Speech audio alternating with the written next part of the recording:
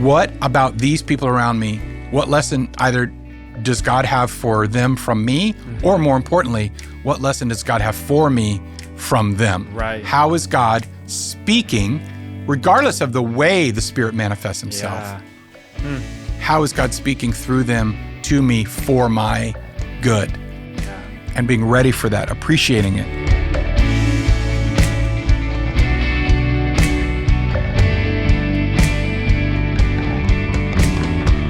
It's almost Oak Island season, everybody. And for those of you who don't know, Oak Island, my favorite television show. It's about a treasure hunt. And today on Theology Threads, we have uncovered another treasure. And that's my friend, a young man I love working with, newly brother in the Assemblies of God, getting ready to be, and our communications director at New Life, Drew Robertson. Drew, say hello to everyone. Greet the thread head. Say hello to the friends of the podcast. So. Well, super grateful to be here. I have a huge heart for the Theology Threads podcast. Got to be and I'm still part of the team here helping the podcast just become what it is. And so I've loved my time also being close with you, Brian. I've started working here at New Life almost 6 years ago, and I've grown into just loving what I do. And it's been awesome. And I do not know much about your favorite TV show, but it sounds exhilarating. Yeah. You know, we may just make this, we'll switch Theology Threads to an episode by episode breakdown of Oak Island. It's called The Curse of Oak Island. It's on the History Channel.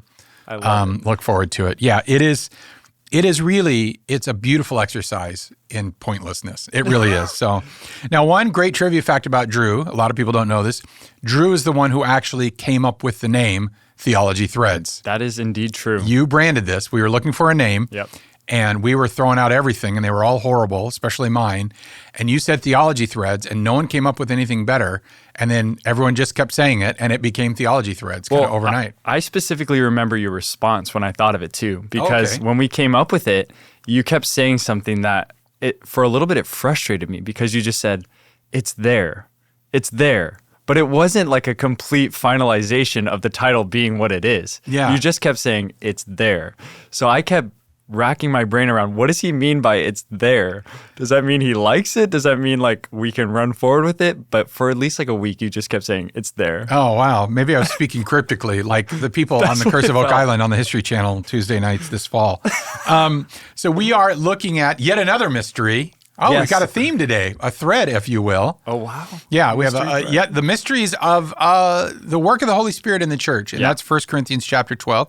We've been going on this season called on 1 Corinthians, Church in Crisis, dealing with all of the sorts of conflicts that came up in the first century church, and really seeing how they're very comparable to conflicts and issues within the modern church. As you know, you've been watching and viewing along. Also, you may want to give a shout out to one of our super fans. Go ahead and do it right now. We're giving you the green light. Shout out to... Yes, shout out to my wife. You know, my wife is her name. It's okay. Elizabeth Robertson. She is a super fan of the podcast. And funny enough, I've joked about it, but I wake up consistently to the sound of Pastor Brian and Miles's voice because my wife listens to it while she gets ready. So school just started for her, and I woke up on Tuesday this week to Brian and Miles, and I knew that all was back in. They're back in the swing of things. Yes. So that's awesome. So shout out to Elizabeth. We love and appreciate her. So we're talking about 1 Corinthians. We're going through this thing, and we're now at this point where this is a great example of a passage that is used to try to explain, defend, or even deconstruct a lot of things, but it's not done in the context of the flow of where Paul wanted it to be. So as we're revisiting a lot of these themes of like freedom, what does my freedom in Christ allow me to do? We have the themes of discerning, like judging who gets to judge who gets to have authority over who, Paul's apostleship.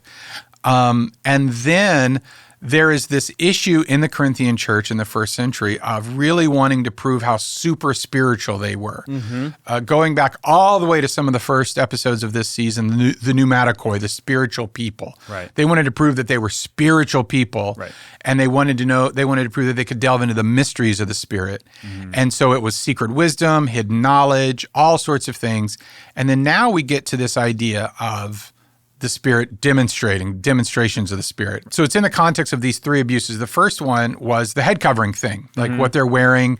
And we kind of show this really about the length of hair. And really it came down to, does your worship service mimic sort of the debaucherous, really hedonistic, pagan worship services, particularly of the Dionysian cult. Because what people were doing is they were coming in, they were praying and prophesying, but they were looking like these pagan priestesses and priests, which was very distracting to outsiders and very this is not. It's very sexual. It's very debaucherous. Right. It's just isn't appropriate for the worship of the one true God.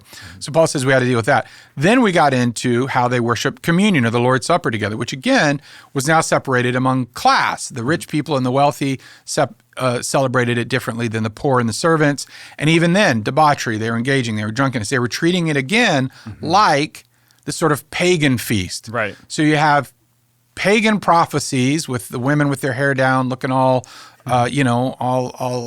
sensuous and all those kind of things, completely inappropriate for worship of the one true God. You have men looking essentially like male prostitutes, and again, completely inappropriate for the worship of the one true God. Then you have the wealthy coming in, getting their fill and getting drunk for communion, the Lord's Supper, the family feast, completely inappropriate, because what they're doing, Drew, is they're confusing, and they're trying to say, well, if we worshiped Dionysus or we worshiped our pagan gods in this way, why can't we worship our new God in this way? Exactly. So Paul is literally saying that's not appropriate anymore. Don't bring your paganism into the church of the one true God. Right. And this discussion in 12 is actually part of that threefold discussion. It's the third part of that. In fact, it's 12, 13, and 14. So the next three discussions that we have here on the podcast will be about the end of this idea of what should Christian worship essentially look like? Right. What are the hallmarks of Christian worship? And so in the first one, when you're talking about the head covering, it's just appropriateness. Yeah. It's just decorum is actually sort of the fancy word. It's just decorum and appropriateness and not wildness and just not unhingedness. Totally. And then in the second half of 11, it was self-control and restraint and honoring the other people who may be of a different class or a different race or whatever, and honoring each other. Right. Now we get into 12, and Paul starts talking about spiritual gifts. So we'll get to that. If you're listening or you're watching, if you have comments maybe about some weird spiritual gift things, or if you know someone that maybe they've kind of been hurt by the church or they've been confused, this might be a great time to share that episode, subscribe, all that stuff you're supposed to do. So Justin Roby, the next time you're on the podcast, I did what I'm supposed to do. Okay, if here we we just go. cut to Justin right here. Yeah, and it saying just says, his thing. Please subscribe. Because he does it better than any of us. So it's really the third problem of worship. So jumping right in. Yep. 1 Corinthians chapter 12, verse 1, now concerning. So we mentioned this little construct. This is the peri construct. He's pointing out these things. He says, hey, now concerning this, now concerning that. So he's moved on. And he says, spiritual gifts, brothers, I do not want you to be uninformed. And it seems weird to just stop immediately. Yeah.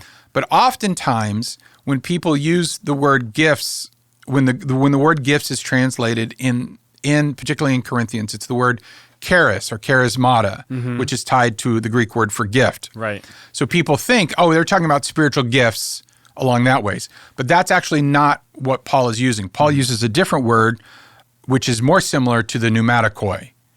So he's saying about, you think you're spiritual people, so he's saying now about spiritual things. So he's actually not using the word gifts, he's using spiritual things. Spiritual matters almost. Spiritual matters, that's another way. Now about these spiritual issues. Yep. These spiritual issues or these spiritual things. And I think that's important to point out because it's very easy to say every time Paul is talking about spiritual gifts, in terms of the English translation, I think we make the mistake of assuming he's talking about exactly the same thing. Yeah, very true. Okay? So for example, there's a gift I give you, which we would call a present. Right. But there's gifts you have, as our creative director, for example, which are skills. Correct. But we use the word gift for both. Right. Yeah, and for me, even when I was first reading this, it's hard to get out of that mindset where you immediately go towards talents, even like what are the things that I specifically am just good at overall as a person. But yeah, totally. Or abilities. Yeah, someone is gifted. They have an ability that they're exceptional at. So we want to read this, and it would be easy to read it in English now about spiritual gifts and think now about spiritual abilities or spiritual actions. Right. That's not what Paul is saying. Paul is saying now about spiritual matters or matters of the Spirit would be another one, talking about the Holy Spirit. Right. He says, and this is interesting, so I don't want you to be uninformed. And it's kind of an encouragement and a dig at the same time because, as you remember, the Corinthians really pride themselves on being educated, secret knowledge. And he's kind of saying, I don't want you to be as ignorant as you actually are. I kind of want to raise you up. It's almost like he's stepping on the field and just saying, let me level the playing field for a second and actually back us up and realize what we're talking about. Yeah, That's good. And he's not prohibiting. He's saying, look, this is a part of who you are. Right. This is a big part of your spiritual community. He's already commended him for this in the first chapter. Right. So he says, I'm just going to wisen you up. Yeah. It's come get learned. It's time to get learned. Come and get learned. Yeah, come and get learned. That's good. Okay, but it's time to get learned. And then he says this, verse 2, you know that when you were pagans, you were led astray to mute idols, however you were led. So that's critical. That brings us back to this threefold issue of pagan expressions of worship in Christian community. Correct. Moving over into, this is what you are used to that you're bringing over that we need to address. Right. And he's saying it's time to leave the pagan things behind and focus on things which could even look similar. Yep. And that's critical. Yeah. That'll really be critical in a couple of episodes when we get to 14. But even here he's saying it might even look similar. You're used to going into a temple and hearing people prophesy, seeing perhaps some sort of spiritual activity, magic or what we would call a miracle, whatever performed. Right. You may even see people in ecstatic states uttering things. Yeah. You're used to that, but you were being led astray by those. Right. And I don't want you to be ignorant of how the Spirit might use what looks to be similar but is actually radically different. So Paul is saying, I want you, because he doesn't want to tell them to quit. Correct. Yeah. And I think that's pretty important because there are a lot of things Paul said, don't even bother with it. Don't try, don't even dance around it. He's like, just avoid it like the plague. Get away, flee from it. Don't even get near it. This one he's saying, we need this in our spiritual community. Yeah. So I need to disciple you through it. Which is interesting because I do think that oftentimes, I'm old enough to know and see a lot of times, and plus with my background in Pentecostalism, particularly Pentecostal history, there have been a lot of times and a lot of movements where the activity of the Spirit started to spring up in a church, and they would either say no, or they would say, you do what you want to do, but I don't want to bother. It's easier if we just relegate it to small groups, or it's easier if we just our church doesn't do this. Yeah. And then there's this other extreme that says, well, if it's of the Spirit, we should let it go. And it's just a big chaos farm. Yeah, I mean, I grew up a pastor's kid, grew up in a Pentecostal church, and especially if you don't have someone in your life or in relationship with that helps guide you through at least just acknowledging those things and not avoiding them, it can come across as sometimes just confusing and almost alarming at times, but especially if like we're looking at this situation, like that's what they're used to. So they're taking what they're used to and they're moving into a different context. When I was raised in that church, I was used to seeing the Spirit work in different ways, and I've also seen the ways in which I know it's evidently not the Spirit. But had it not been for my dad and people in my life that help at least address it and say, hey, just so you know, there's times where the Spirit will work in a way that you're not used to. And there will be times where it's also being abused. But if you don't have that person, I think that's where sometimes this topic gets a little bit awkward to talk about with people. Yeah, I would say in my life, there were two primary mentors that showed me how to sort of pastor this sort of thing along. Before I got into full-time ministry, obviously I was in full-time ministry. My lead pastor, my father-in-law, Cal Carpenter, his dad, Dale Carpenter, Pastor Troy here at New Life, they've all shown us how to do this in a really impressive, in a really mature way. Not impressive, but in a really mature way. Right. But for me, it was my pastor growing up, a man by the name of Pastor Alton Garrison, Dr. Alton Garrison, and then the youth director of our state, a man by the name of Cecil Culbreth. And they really pastored the gifts. And I think that's what Paul is essentially doing here. Right. He's not going to say, I'm not going to shut it down, but I'm not going to let it go wild. I'm choosing on this issue, we are going to pastor through this. I'm going to disciple it to you. And I think that's such a healthy perspective. Oh, absolutely. Because when we're talking about these hallmarks of a healthy church, which kind of starts in 11, but really gets specific here, if we want this life in the Spirit, because Paul is advocating for churches to be alive in the Spirit, whatever that means, but he knows that it needs to be pastored. So he goes on, he says, therefore, I want you to understand that no one speaking in the Spirit of God ever says Jesus is accursed, and no one can say Jesus is Lord except in the Holy Spirit. So this is kind of a weird thing because it makes you wonder where people running around their churches saying Jesus is accursed. Yeah. And Paul had to say, hey, don't do that at church. We're going to go with fee here as we have, Gordon Fee. And it's probably not. Probably what they're saying is this actually could have been a word of rejection in the pagan temples. Yeah. So they would go into the pagan temples and to prove their fidelity or devotion to the pagan gods as Christianity was rising up, they may have done this pronouncement in the pagan temple. So what Paul is saying is he's saying, look, I know some of you are going to pagan temples, and I know you're worshiping in those pagan temples. We've talked about the food. Yeah. We've talked about temple prostitutes. We've talked about all this kind of stuff. You're really trying to hold on to this stuff, he says. But you have to understand you've reached a point where you cannot be saying both anymore. Yeah, you cannot do the same. You can't do both of those things with where you're heading right now. Right. Yeah. Absolutely. And so it is this idea where Paul is dividing that line. And really what we have is this is really, Corinthians I think is a critical book because it's really showing how Christianity is in continuity, but yet finding its own path not away from Judaism, but sort of beyond Judaism, but very much leaving paganism. Right. Paul is calling for clear cuts to pagan practices and pagan lifestyle. Right. So he says, but what's interesting too is he's saying what you say is more important than the gift in which you are, or in the spiritual issue that you're saying it in. Yeah. So now he's talking about content more than gifts, and we'll develop that a little bit more. But really what he's saying is what's happening is as you are going into the temple, don't fall, as you're going into the church, don't fall into the same pagan deceptions in church with the obsession of the supernatural gift, the mysterious demonstration, as we used to call it, the lightning show, of all the really wild stuff. Yeah. Because that's what pagans were doing. They were more obsessed with the crazy stuff going on, and they were ignoring what these horrible things their gods were saying. Yeah. And he's saying, Paul is saying, don't you do that, where you're paying more attention to all of the tongues and the prophecy and the interpretation, the miracles and all that kind of stuff, and you're not listening to what God is saying. Right. And that immediately brings to mind the idea of comparison, right? Which we'll probably unpack at some point. But for something I was unpacking when reading this is just the idea of how oftentimes Christians can get into that mindset of comparing spiritual gifts, or at least growing up in the church. Like you look at people who are gifted naturally or have those spiritual gifts, and you're saying, okay, why am I not that way? Yeah. And you almost force yourself into trying to get there.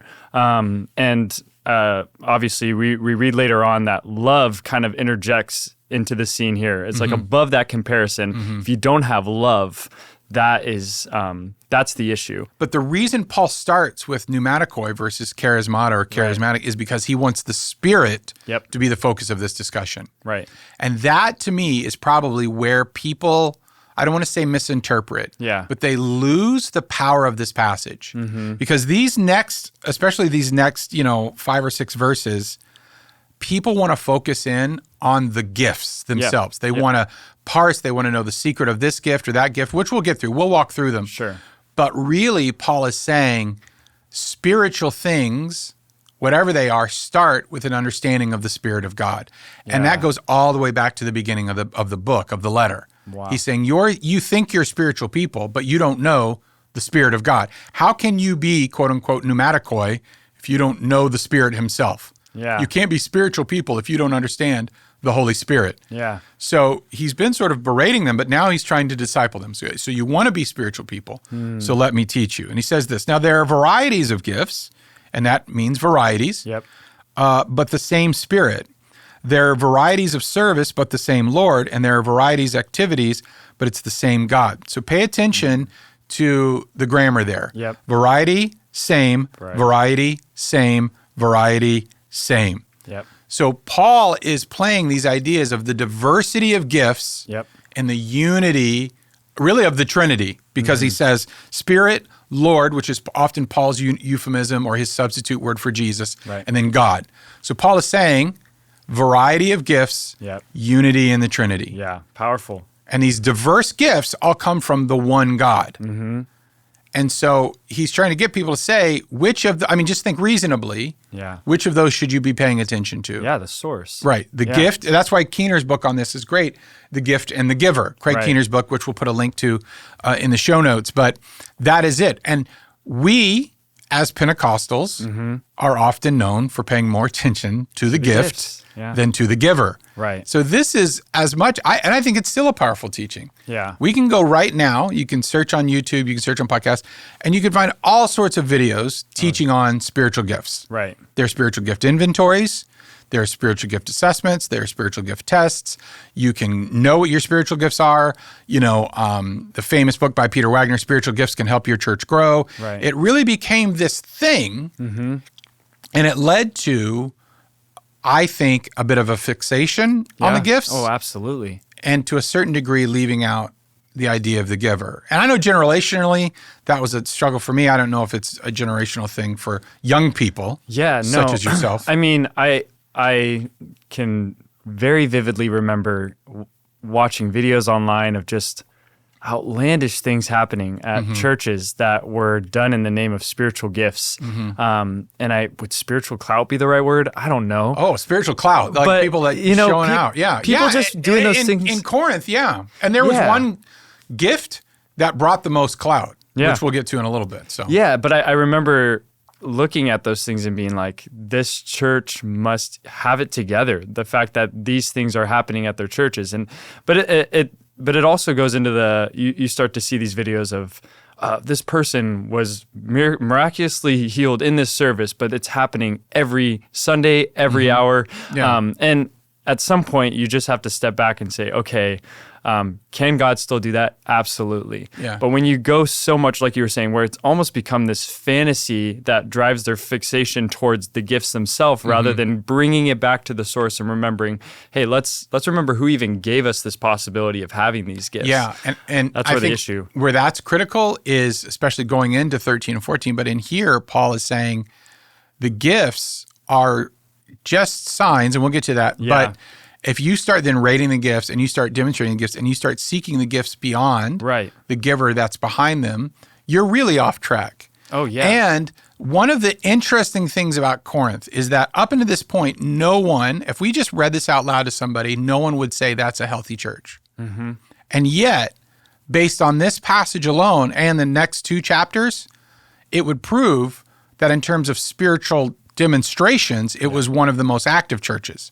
Yeah. So you have this high amount of spiritual activity, and yet perhaps the most unhealthy church that Paul writes to. So fascinating. But yet we look at churches, we look at churches and we look at people and assume that because they have all these manifestations of spiritual activity, therefore it must be a healthy great church. Yep. And Paul immediately would say, no, there's actually one thing that will show how healthy your church is. But again, that's next week. So make sure you've clicked, you've liked, you subscribed. Yep. Cue Justin again right here. Yeah. So there you can go. So he says, he empowers them all, but he says this, empowers them all in everyone. Yeah. So you have this center statement that it lands on. So this the play between variety, same, and then it lands. So if you're just reading this rhetorically, like on the literary side of it, that variety, same grabs your attention as a reader to land on the final point, which is the same God who empowers them all in everyone. Yep. So now we have variety, same, and the combination of the concept of variety or diversity and the combination and the concept of sameness comes in unity. Yeah. That there is a unity that everyone, that's the diverse, in all same, is now open or access to these gifts. Now, there are a ton of theological discourses about who gets gifts, who doesn't, why do some people get a gift or are used in a gift, which I want to talk about that language in just a second, or receive a gift or are used in a gift versus why others aren't. Do gifts and continue? So let me stop with some presuppositions. Number one, you and I would say theologically one of our guiding presuppositions, is that the gifts, the miracles of the church, as from the book of Acts, never cease. They continue in the church today, and they're for the believers. Yes. And then I always add, as the Spirit sovereignly decides. So in the same way that the Spirit and that God sovereignly decides to heal someone, he sovereignly decides to change someone's life radically, he sovereignly decides to provide for someone, he sovereignly decides in his timing when gifts are used, given, or received. Absolutely. So there's no demand of it. But he says this, and this I think is where we really get into the meat of this. Verse 7, to each is given, and this is the word, manifestation of the Spirit. And again, we're using the English Standard Version, manifestation of the Spirit for the common good. To each, first word each, last phrase common. So now we have, again, diverse, unified. Yeah. Okay? That's and so cool. in the middle is that word, and the word is phanerosis, showing, demonstration, manifestation. He again does not use the word gift here because I would argue that when Paul is talking about the gifts, he's talking about how are you used. But when he's using things like pneumatikoi or phanerios or any of these other things, he's talking about the Spirit. Yeah. So really what he's saying individually or in some of you, the Spirit's activity occurs for the benefit of everyone else. So this is not a passage necessarily about what gifts, what spiritual gifts each of us has from an inventory. It's a teaching of what do you do when the Spirit of God shows up and demonstrates, manifests himself. Yeah. And again, what this is evidence confusing. is showing when the Spirit is active. Yeah, that's a really good way to look at it. Right. And so he's saying the Spirit is among you. He is manifesting himself. He's showing himself in, by the way, a variety of different ways, which will, is coming up, obviously. But that's what I want to teach about, Paul is saying. Yeah. I'm not teaching about how to get this one gift. Yeah.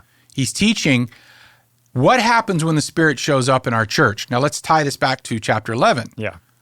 When the Spirit shows up in our church, does it look like this unique work of Jesus Christ, the resurrected Son of God and the one true God? Yeah. Or are we behaving like it's the same old paganism demonstration from the temple? Yeah, and I would even say like this is a good example to think about. As you grow closer in that unifying factor of understanding the Spirit and knowing how God manifests or how the Spirit manifests itself, the more that people are in alignment with that, they will naturally understand the environment they're stepping into. Because some people can walk into those environments and be like, it's chaotic, it's insane, what's going on? But the more that you learn about the nature, like Paul is saying, like the more that you understand how those manifestations happen, the more you'll be attuned to this is just how the Spirit works in general. Yeah, and we're also dealing with the ancient world. How would I know that the gods were real? Yeah. I would go into a pagan temple and they would manifest themselves through one of their oracles. Right.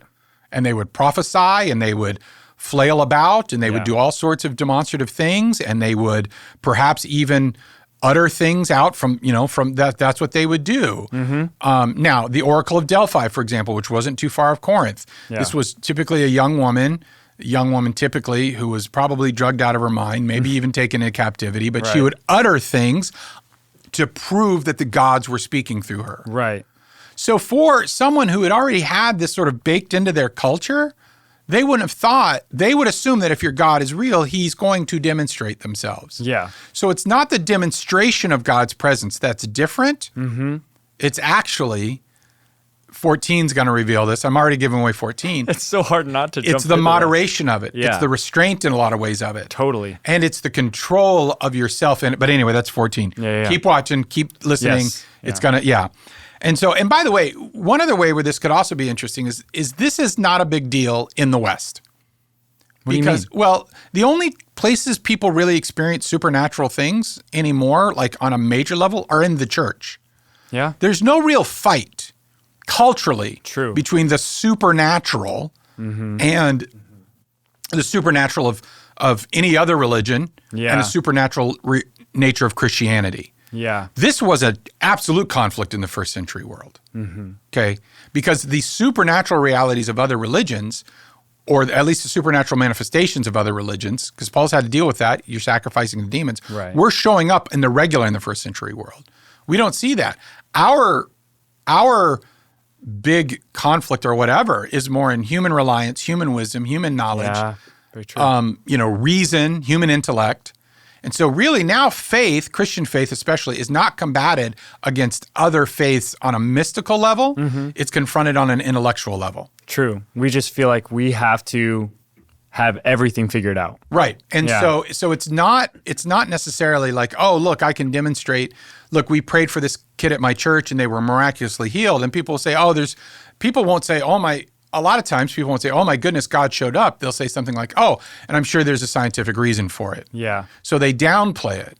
Whereas this is a little bit more like Moses and the priests of Egypt. Yeah. By the way, shout out, probably the best movie this has ever been depicted in is Prince of Egypt, the animated movie. Classic. I'm going to just shout out Prince of Egypt. If you haven't seen it, I highly recommend it, by the way. Phenomenal. It actually is other than the Ten Commandments, it's probably the best Moses movie ever made. Wow. Yeah, way better than some of the other ones. So let me pause you here. So as you know, I'm a missionary's kid. Yeah, okay. We lived overseas. There are still very much churches that will look at people as more anointed because of something happening in the moment, because of their sheer presence. Yeah. For example, my dad would be asked to pray over specific items in Gypsy Village churches because they believed that anointing that my dad had, or that spiritual gift that my dad had, was something they couldn't attain themselves, but just had to get in the near presence of somebody who had it. Yeah. So speak to that a little bit. Say somebody's sitting in their car or listening to this and they're like, I very much can see that in someone, but as we're seeing here, there's a same God that allows access to these things. Where do you start? Yeah. I think that's a really great question because in some ways that is similar to what Paul is saying.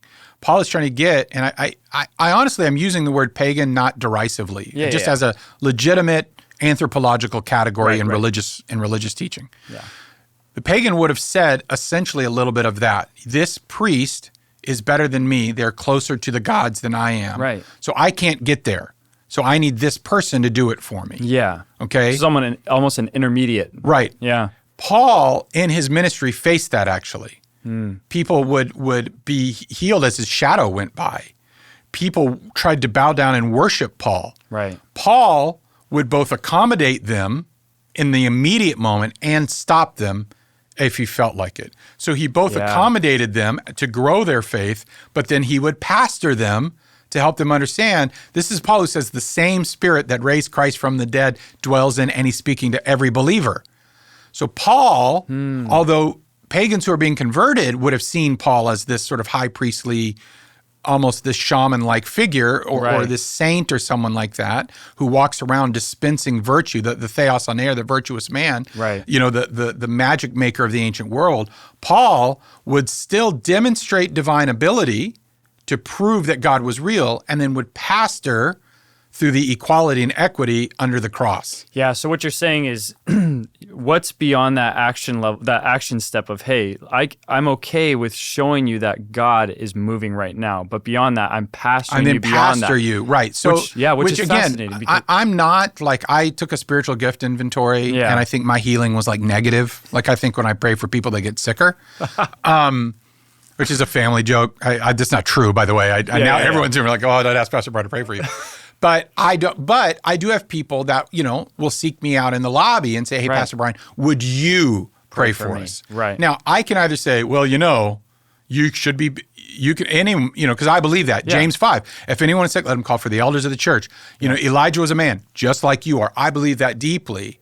So what I try to do in that moment is honor their faith and then deflect it from me. Which is a powerful leadership lesson just alone there, because you're acknowledging something, not letting your ego get too high, which helps me even reflect on going back to my story overseas. My dad did that really well. Right. He, in that moment, would not push them away. He'd pray over that napkin and firmly believe that God is going to move in their life. But beyond that, he invested his time. He said, hey, let me walk with you for the next year, 2 years, and be in your family. And so I think that's just a good rule of thumb. It's like, it's okay to not look at those things as wrong. Right. And Paul exemplified it. Paul said, hey, I'm okay stepping into kind of this ideology you have, or this mindset that you have, but there's more to it. And I think Paul was comfortable stepping into it because he knew he wouldn't be taken captive by it. Exactly. He wouldn't let that go any farther. That's good. To turn it into the worship of him. Right. And we see, by the way, if you want to see this at play in the book of Acts, the story with Simon the magician. It's a perfect example of that dichotomy. Peter and James, or Peter and John, I don't remember off the top of my head, are healing people. They're healing people, performing miracles, baptizing in the Spirit, and they're speaking in tongues specifically. Right. Simon the magician comes along, sees the ability to speak in tongues, recognizes it as a connection to the divine, and tries to buy it off of them. Wow. Yeah. They refused to do it and sent him away. So you have one person seeking it for their own good, and you have these other people doing it for the common good, which brings us right back to 12. Exactly, right there. So when your dad is praying over these things, he's not doing it to show what a powerfully spiritual, special person he is. He's saying, God, I'm going to trust that this is for their good. Yeah. I'm going to honor what faith they have in this moment, and then I'm here. I'm not just bouncing. I'm here for the long haul to mentor and grow these people beyond that. To ultimately, they get to that James 5, Elijah was a man just like we are, which I think that's the core of it. I love that. So he says, and why? Because this is, it does tie in. This does tie into the idea of this is a demonstration of the Spirit's activity. Right. Now, the other thing about this is Paul is specifically talking about when they're together as worship. Yep. So go back to chapter 11. When you get together to worship, this is how some of your men and women who are spiritually demonstrative behave completely inappropriately. When you get together to celebrate the Lord's Supper, this is how the wealthy and the overindulgent behave completely inappropriate. Yeah. So now he's saying when you get together to worship. Yeah. And it seems small, but I just want to say this. We actually talk about this. If you want to find more about this, you go back to the last episode of season 1, which is our Holy Spirit episode. We want to tie back to that. We talk about this. And in that episode, we really focus on the difference between how Luke talks about the Holy Spirit and how Paul talks about the Holy Spirit. Right.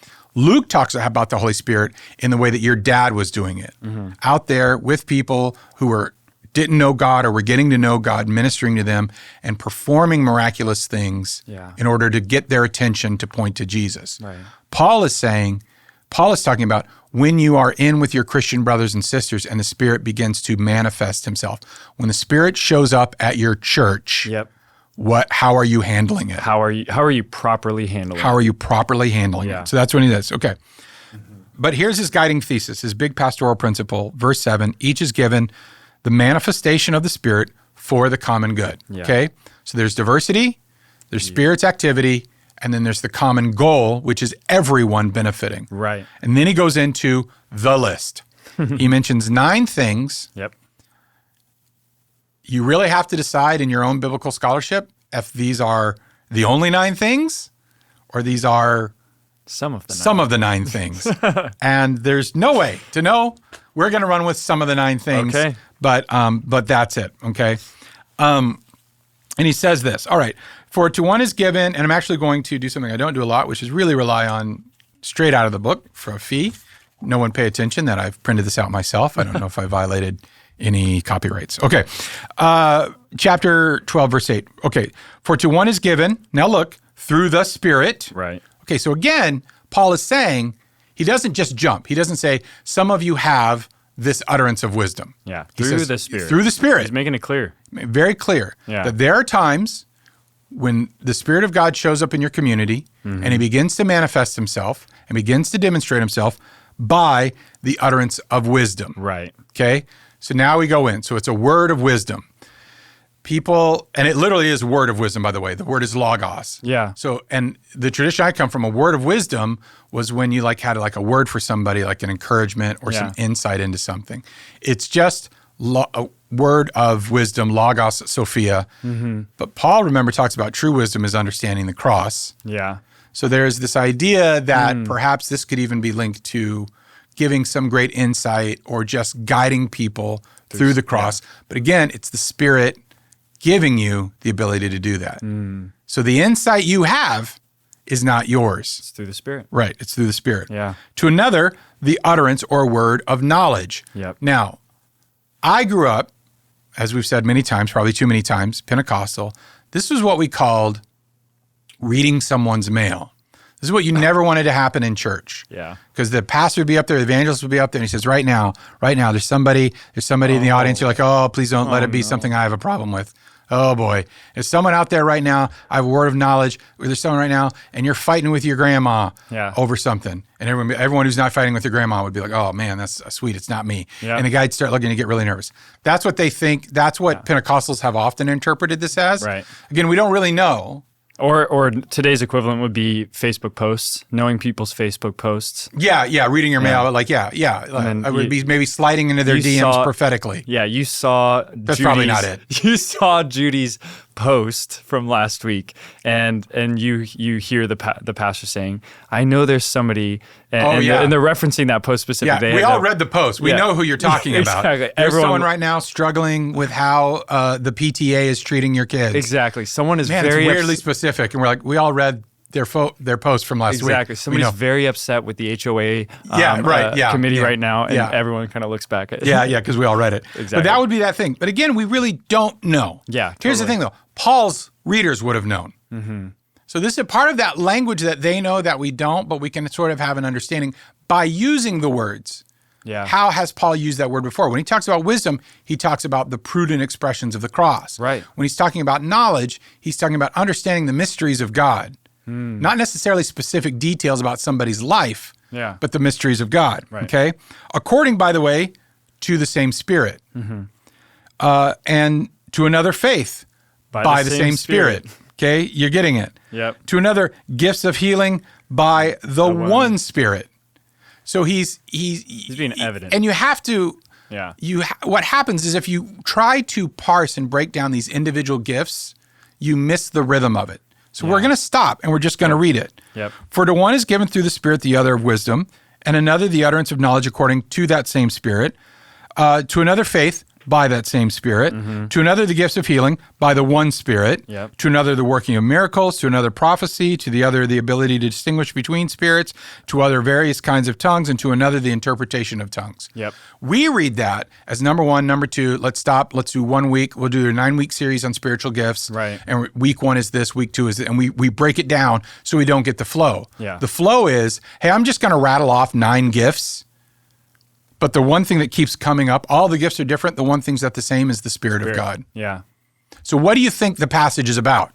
Yeah, well, I mean... Is it about the gifts? Or is it about the Spirit? Yeah, which is fascinating because even as you continued on, like Paul evidently starts it with by the Spirit, of the one Spirit. But then even in just verse 10 alone, he wraps it up in verse 11, which we'll get to. But there is a section where he doesn't continually communicate that. Right, because he thinks you've gotten the point. Yeah, but we don't. We don't. We miss out because what Paul, the modern... And Paul throws something in right at the very end. Yeah. And we'll focus on that. To another, various kinds of tongues, and to another, the interpretation of tongues. Correct. There is probably a reason why he puts prophecy, discernment, tongues, and interpretation of tongues at the very end. Yeah. Because he's about to pivot over into a discussion of their real problem. So he's been saying, you guys have this thing. It's about, you're obsessed with these gifts. Yeah. You're missing the point of unity. And specifically, you've got a real problem with this one. Okay. Yeah. And that's where 14 comes in. Right.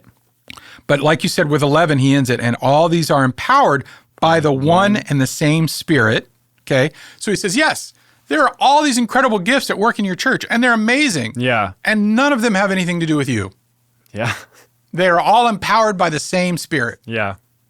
You are vessels. And I'll get on my own little theological soapbox here. Please. I'd love to hear a good soapbox. You don't have these gifts. Yeah. You are used in these gifts. You are empowered in these gifts. Okay? So if I don't plug something that requires electricity in, then it doesn't have power. Yep. Okay? So the power to do the thing is not in it until it is plugged into a power source. Yeah. We oftentimes interpret these as essentially super abilities, superpowers. Yeah. I have the gift of healing. Yeah. I am a healer. Right. I have the gift of prophecy. Yeah. I have the gift of this. Okay? Right. And that's what happens when we blur all these others, because I am a teacher, I say that I'm my spiritual gift is teaching, but that's because I'm using Paul's gift language of Romans 12, not Paul's gift language of 1 Corinthians 12. Yeah. Okay? So he's saying you're used when the Spirit is among you. He starts to use all of you in these different ways, but he's the one doing it. You are empowered by the same Spirit who apportions.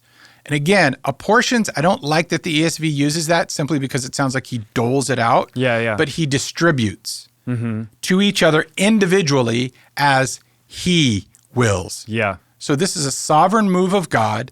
He will use who he wants, how he wants, and when he wants. Yeah. In a way that is meant for the benefit of the community. Yep, for the common good. For the common good. Yeah. So if I'm trying to construct a theology of how does the Spirit manifest itself when we're together as a spiritual community, whether there's 5,000 people in the room or 5 people in the room, right. It is the Spirit will decide if he wants to move that way. He will decide who he uses in that moment as he wills that way. And then he gives them the ability. They don't, quote unquote, have it. Yeah. Now, I will concede that people may be more open to it than others. Yeah. But that's still not it's not a possession. It's not an ability, a power issue. Yeah. So I guess 2 words real quick that came to mind about this would be the idea of seeking those things versus submitting to those things. Right. So talk about that. Like if it obviously sounds as though these people are seeking those things, but not properly submitting themselves to where the source is coming from. Yeah. That's in a nutshell. You're absolutely right. Yeah. Essentially, what they've done is they've tied, and more than likely, based on the comments in chapter 11 about prophecy. Yeah. More than likely, what they've done, and then what we'll see in 13 and 14 is, and they've said of all these things, by the way, you really only care about speaking in tongues. Right. About this ecstatic speech that was happening among you. What you've done is you've elevated that. You've said, this is the gift to have. Yeah. And anyone who doesn't have this particular gift, everyone who has it, they're the spiritual elite of our spiritual community. Which is, let me just say it clearly, like that still very commonly happens today. You see it across social media. You see it all over the place where people will almost use that as a level to themselves to give themselves credit in some way. I saw something earlier that was talking about TikTok theologians. Oh, yeah, they're my favorite. TikTok theologians. But really, it's these people that they view those gifts that they have. Obviously, that's I'm generalizing. They use those gifts to inform people that they have some level of better credibility, right? Which, again, there's nuances to that. There's people who have wisdom, but I think it just comes back to the idea of submitting versus seeking. I think growing up, obviously, there were times where I wanted to seek speaking in tongues specifically because I thought Pentecostals, that's a huge part of our religious tradition. Yeah, I wanted that because I thought it would give me the upper edge in people's in influence in other people's lives and so on and so forth. So Paul is saying, in essence, it's a dangerous game to provide to tie your spiritual authority and your spiritual credibility into something that the Spirit decides whether or not you're ever going to get it. Yeah. And the Spirit will use sovereignly. Yeah. And so what you've done, Corinthians, is you've picked this one thing and you've said that the people who have it are better than the people who don't. And then you've tied it to all of these other completely bonkers religious practices. So you've tied this. This is what happens when God shows up in your community. These things happen.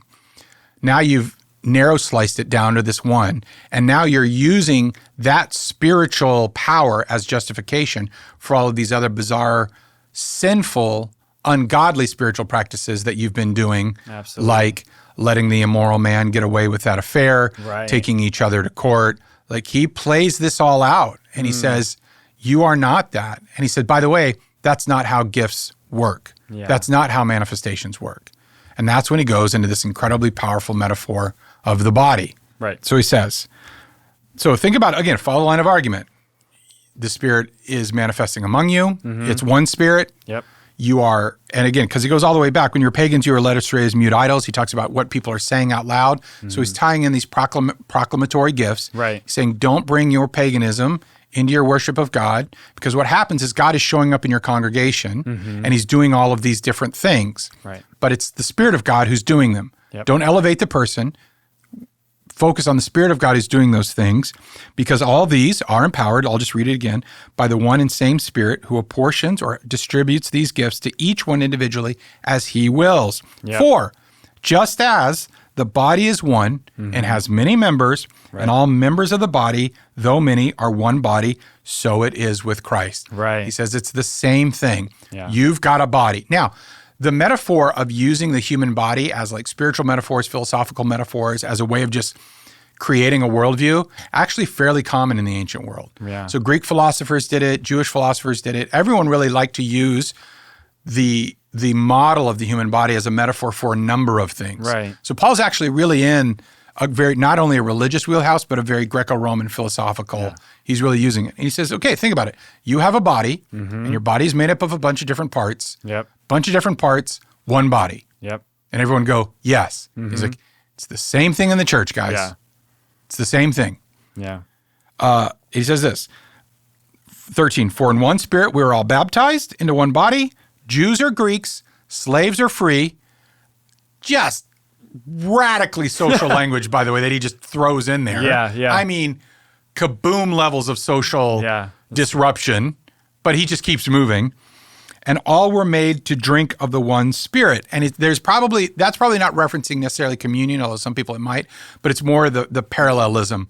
Baptism water, drink water. Yes, yes. But essentially you are brought in and you're all essentially the same. Yeah. Because you were all, as different as you are, brought into one body by the Spirit. Right. So now, much like the body is made up of different parts, but is still one body, that's what the church is like. Yeah. And you're kind of nodding. If you're listening, wherever you're at, Drew's nodding. And I can just imagine the Corinthians like, yes. And I can see Paul saying, so do you understand what I'm saying? And they go, no. But that's what it is. You understand. You have a body. Yes. Your body's made up of a bunch of different parts. Yes. But you're still one body. Yes. Yeah. That's how it works, guys. Yeah, because it almost arises the question of like, well, okay, there's all these parts of the bodies, but they're like, do we view them equally? Okay, so what Paul is saying is Paul is calling for unity, not uniformity. Yeah, true. Paul is actually celebrating the diversity of the church. Yeah, that's true. Yeah. The idea that every Christian would have to be conformed and uniform to the image of any other Christian would have absolutely boggled Paul's mind. Yeah. That everyone had to have the exact same gifts. Everyone had the exact same worldview in terms of their broader worldview. Culturally, we all had to look the same, dress the same, act the same. Right. All that Paul would have just stared at you dumbfounded. Yeah, because he would say, that's not, and think about how some of this, he goes, that's not even how the human body works. Right. Why would the body of Christ be like that? Yeah. And so he goes on to prove his point. And what he's done is he's introduced sort of these three principles that show what the unity of a healthy church looks like. One is unity, not uniformity. So that's sort of verses 12 and 13. Right. Then he says in verses 14, so how do we get to that unity in the church? One is through appreciating unity over uniformity. Yep. And the second one is just being appreciation and gratitude for the other gifts. Yeah. For the body does not consist of one member. By the way, I do want to say when we say member, we're not like membership of the church. Member is another word for body part. Right. Like my arm is a member. Yes, absolutely. Okay. If the foot should say, and it's ridiculous, he actually tells a ridiculous story. Yeah. So it's really silly. I think this is Paul's attempt at being funny. And of course, it comes off classically Paul. So imagine this. So guys, imagine, come on. And he's doing this. He goes, would a foot say, because I'm not a hand, I don't belong to the body? Right. And I can imagine awkwardly people looking at each other going, this guy is he trying to be funny? Like, what is going on?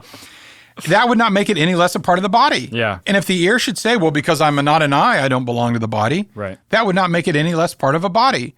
If the whole body were an eye, where would the sense of hearing? If the whole body were an ear, where would be the sense of smell?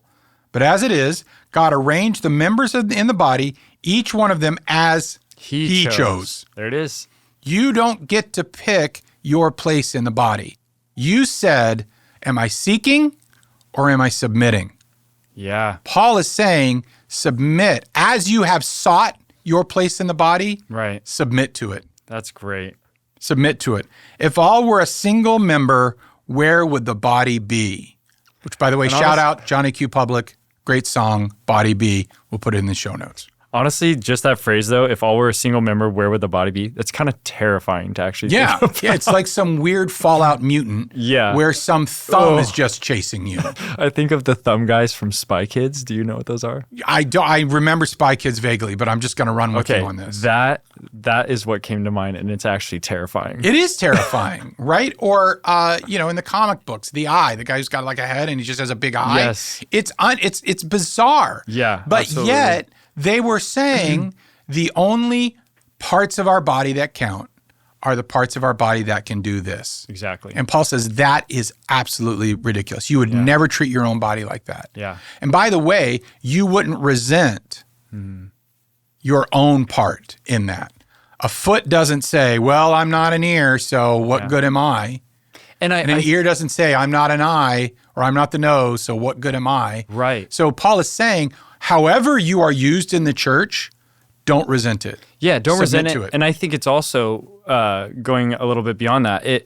When people get so hyper fixated on that itself, that I need everything and I need it now. Right. Man, I can't help it. I know you went JJ Wentworth on me absolutely. right now. Yeah. But I can't help but think of you then neglect that in which the Spirit is already doing its work. Yeah.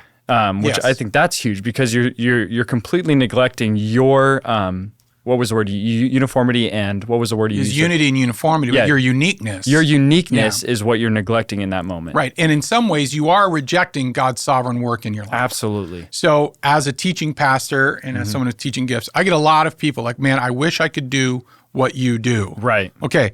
It's one thing to say, I want to be better at studying the Bible. That's an ability that all Christians could cultivate. Yeah. But to look at any other Christian and say, you're doing what I wish I could do, that's a very dangerous spiritual place to be in. Oh, yeah. Whether it's the worship team, I like to sing. Yeah. And I love to play instruments. So I'm a band kid and a choir kid, right? And every once in a while I'll be like, man, I wish I could have been a worship leader. And I actually have to be very careful of that. Yeah. Right? Because that's somebody else's lane. Sure. And God is using me in the way I'm meant to be used. By the way, the happiest people I think I've ever met in the church are the people who God doesn't use in public gifts, and they're completely at peace with it. And they're some of the most fulfilled spiritual people I've ever met. Yeah, and some of the most incredible leaders I've met are people who are able to celebrate that diversity and recognize, hey, like Pastor Troy talks about it, there's people that he's so grateful that people look up to other people and their gifts differently than they look at his. Right. But as long as you guys are in unity together and you all celebrate one another, that's what matters at the end of the day. And that's just in the way Paul talks about gifts, by the way, in Romans 12. Yeah. He talks about gifts in Romans 4. He's literally talking about this handful of specific natural gifts. So let's bring it up to like struggling Pentecostals or charismatics like you and I, who would say, well, I've never spoken in tongues. I've never given a prophetic word in church. Right. Am I really spiritual enough? Paul would say, you have a part to play in the kingdom. Absolutely. Don't be jealous of someone else's gift, and don't be dismissive of how God is using you. As you seek it, when you find it, submit it. Yeah. But seek what God has for you, not what you want for yourself. That's huge. As it is, verse 20, there are many parts, yet one body. Powerful metaphor. Yep. Then he starts to unpack a little bit more. The eye cannot say to the hand, I have no need of you, nor can the head say to the feet, I have no need of you. On the contrary, the parts of the body that seem weaker are actually indispensable. So when he talks about weaker, he's literally talking about like arms and legs. Those are sort of the power parts of the body. So don't go too far into this. And those parts of the body that we think less honorable, we bestow with the greater honor, and with our unpresentable parts are treated with greater modesty. And he is in fact saying what you think he's saying there. Yeah. We cover up the unpresentable parts. And he says, don't think that because your gift is hidden that you're unpresentable. Like that's what he's getting into. He says this. So look at these three values. How can we really achieve, how can I be a part of seeking the spiritually healthy principle of unity in the church?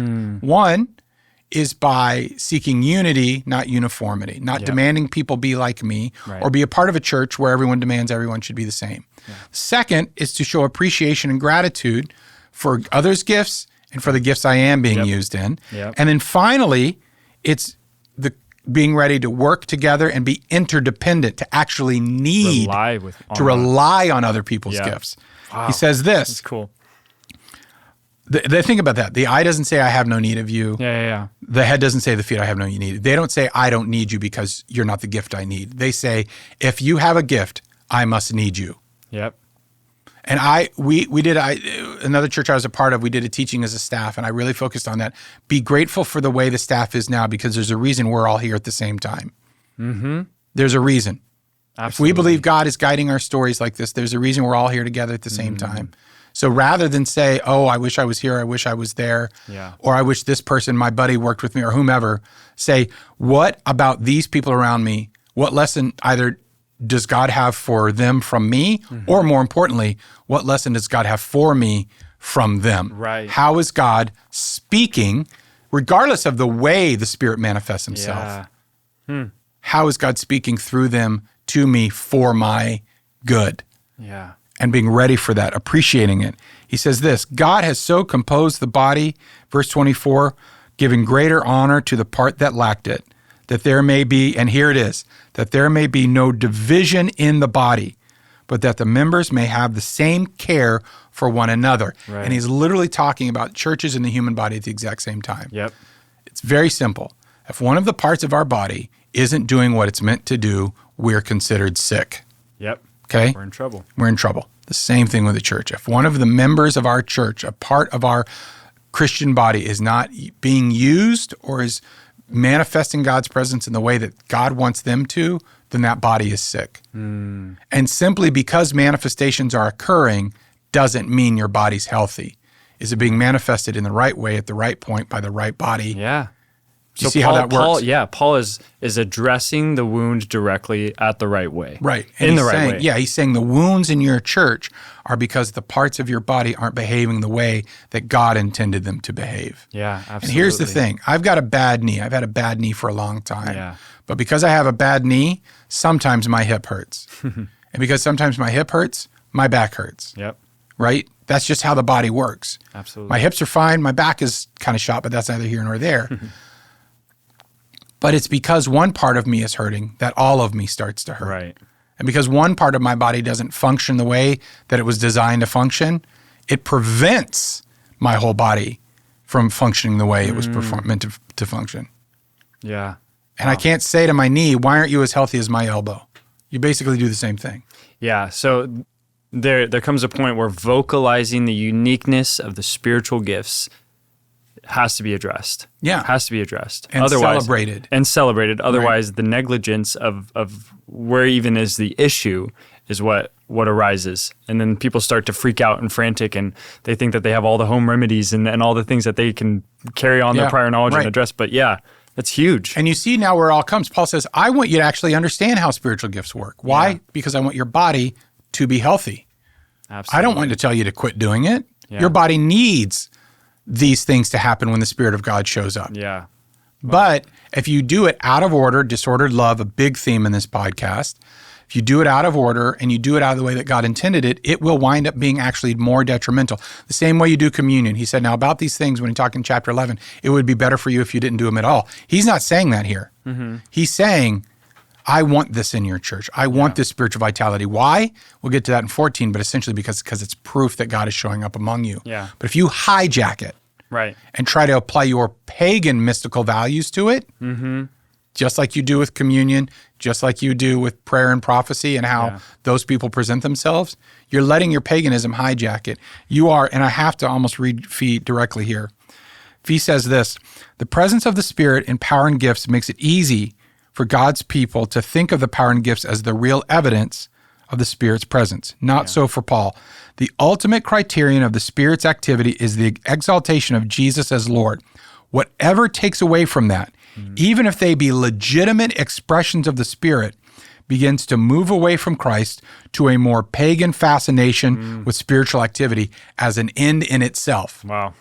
And so the fixation with any one gift, obviously, tongues is a very modern one, or not so a modern one, but it's in the last 150 years. It's an exceptionally modern one. Yep. But at any point, healing, miracles, discernment, prophetic words, if all those become, I'm pursuing the end of itself, Paul is saying that's the way the pagans think. Yeah. Pagans pursue the thing. They pursue the gift, not the giver. Yeah. The healthy church understands that God determines who does what when, and we submit to that. In our seeking of the presence of God, in our exaltation of the lordship of Jesus Christ, we'll seek that. These things will happen, and whoever gets used however, we'll just rejoice. Absolutely. He says this now, and he wraps it up. Oh, he says this in verse 26, if one member suffers, all suffer together. If one member is honored, all rejoice together. And by the way, that's how the church should be. If one is suffering, we all suffer. Bad knee, bad back. Bad knee, bad back. But if one is honored, we should all honor them. Yeah. However, whomever, and however. Now he's starting to show that's what both a spiritually rich and a demonstrative community looks like, and a spiritually mature community looks like. Because here's what Paul is refusing to do. Paul is refusing to say you got to pick between one or the other. You can either be spiritually mature or you can be spiritually vibrant. And that's the mistake ever since the beginning of the Pentecostal movement, in my opinion, that most churches or many churches make. They say you have to choose between being spiritually mature, biblically literate, theologically acute, dogmatically aligned. You can either have that, or you can be spiritually vibrant, powerful worship services, prophetic words, great music, Spirit of God is real, people getting healed, set free miraculously. You got to pick one. And I absolutely reject the premise of that. I throw that away. Paul is saying, my goal is for you to both be spiritually mature and healthy and spiritually vibrant, so that you are growing and that the outsider knows God's presence and the divine is real among you. And that's where he lands it. So verse 28, so God has appointed in the church first apostles, second prophets, third teachers, then miracles, then gifts of healing, helping, administrating, and all different kinds of tongues. So he immediately, again, classic Paul, just changes-ish subjects. But what does he say? It's actually the order, if you place it, of how church leadership was developed. The first one were apostles. Those were the first sort of leaders of the church. We know in the book of Acts, then prophets, this idea of people now coming along, that came up. Philip was probably in that class. And then people that really started to teach or to take the philosophical, reasonable, the theology of the church and break it out, they followed away. The other one is, another theory of this is that it is in terms of precedence in defining the local church or guiding the local church. Paul is saying, you've allowed weird teachers and weird prophets to come along, and you're not listening to your apostles. So Paul could be resetting the hierarchy of who you should defer to. You need to listen to the apostles because God gifted them to the church. It's the same language. It's not the gift of apostleship. The apostle himself or herself is the gift. Do you see? It's not the gift of apostleship. The office is the gift. It's the same argument he uses in Ephesians 4. And then he says, and then all these other things, these additive things, which some are real flashbang amazing, and some are just being a nice guy who'll help you move. Or someone that'll make sure that the books are done so we don't all go to jail, And by the way, various kinds of tongues. And he just throws that in again. And he basically, he says, this thing that you're obsessed with, and we'll get to that in 14, speaking in tongues, it's the same as the person that helps set everything else up. It's as valuable to the community as the guy who sets the chairs up. It's as valuable to the community as the person who makes sure that all the widows are getting the right food. Absolutely. It really is. And you should listen to people based on their spiritual authority and credibility and their character and how they came to you. And not all this other stuff. He puts it last on the list. Okay? The first is the apostles himself and the 12. Then these other people. And so it could be that, or it could actually be the actual chronological order that these offices were sort of rolled out to the church. But then he says this, listen, are all prophets, or he says, are all apostles, are all prophets, are all teachers, do all work miracles, do all possess gifts of healing, do all speak in tongues, do all interpret? And it's a rhetorical flair that he gives. And obviously the answer is, well, no. Obviously not. He says it's the same thing. Now, do all speak in tongues? He adds that in there. Because Paul later says, I wish you all spoke in tongues. And people are like, what is he saying? He's saying, because it's tied with the interpret, he's talking about in the public, I believe he could be talking about in the public worship gathering. I choose to interpret this as when you are worshiping together, do all do this, do all do that. Right. Privately, prayer language, things like that, that's a separate distinction we'll get into in the next couple of weeks. Cool. But he says, but you know what you should do? You should actually earnestly desire the higher way. Wow. And I love what he does there as we're kind of wrapping it up, because what he's done is he's taken these people that are obsessed with secret wisdom, secret knowledge, secret paths to God. Yeah. They're taking this pre-Gnostic, Neoplatonic, converted paganism, secrets of the universe, wanting to unlock all of the secret, the mystery religions, this Mithraic idea. And they're like, what is it? And he goes, hey, but I actually do have a higher way. I have a little secret. Pause. And anybody says, I'm going to show you. I'm going to show you the absolute, the top of it all. Yeah. You want to be as close to God as possible. Yeah. You want to get it right. You want to know everything that what's behind the big curtain of God. He says, I'm going to show you that. Yeah. But until next week, thanks for being a part of it. Drew, thank you for being a part of it, hanging out with us today. And don't forget to like, subscribe, all of those things. Give us a 5-star review on the Google Store or your Apple Podcast, wherever it is you get your Apple, so that your friends and family can find us. Hey, thank you for being a part of Theology Threads, and we'll catch you the next time we're here.